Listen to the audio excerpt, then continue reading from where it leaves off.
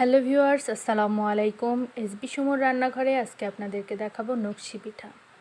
বাইরে প্রচণ্ড বৃষ্টি হচ্ছে, আর পিঠা মানেই তো মজাদার একটা খাবার। প্রথমেই আমরা নকশি পিঠা তৈরি করার জন্য ডিম নিয়ে নিয়েছি, আলু সেদ্ধ করে নিচ্ছি, চালের আটা সেদ্ধ করে নিয়েছি খুব সুন্দরভাবে।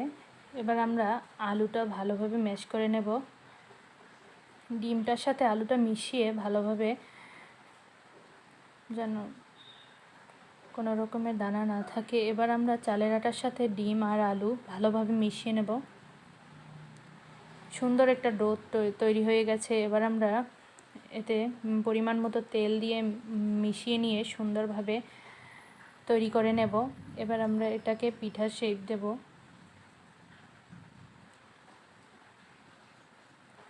সুন্দরভাবে ডিজাইন দিয়ে পিঠেগুলো তৈরি করে নেব।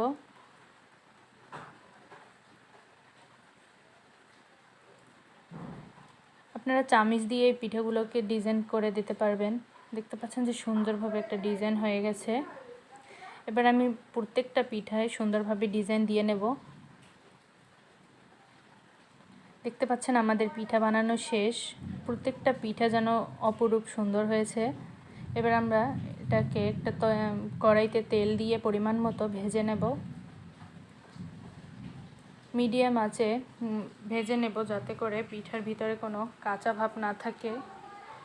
আমাদের পিঠা ভাজা হয়ে গেছে, দেখতে পাচ্ছেন যে খুব সুন্দরভাবে লাল কালার চলে আসছে। আবার ভেজে নেব। এবার আমরা পিঠা শিরা তৈরি করার জন্য দুধের ভিতরে গোটা কয়েক দারচিনি, এলাচ দিয়ে দেব, পরিমাণ মতো চিনি, সুন্দরভাবে মিশিয়ে নেব এবং দুধে বলক ওঠার জন্য অপেক্ষা করব। এদিকে আমাদের পিঠা ভাজা হয়ে গেছে। এইগুলা সুন্দরভাবে একটা ছেনিতে সাজিয়ে নেব দুধে শিরা দেওয়ার জন্য।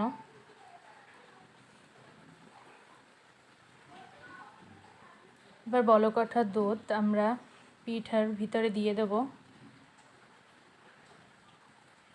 এবার একটা ঢাকনা দিয়ে পিঠাগুলোকে সুন্দরভাবে ঢেকে দেব।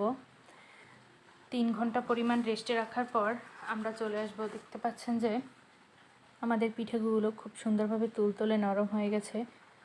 এই রকমের সুন্দর সুন্দর ভিডিও পেতে আমার চ্যানেলটা কমেন্ট, শেয়ার, সাবস্ক্রাইব করে দিয়ে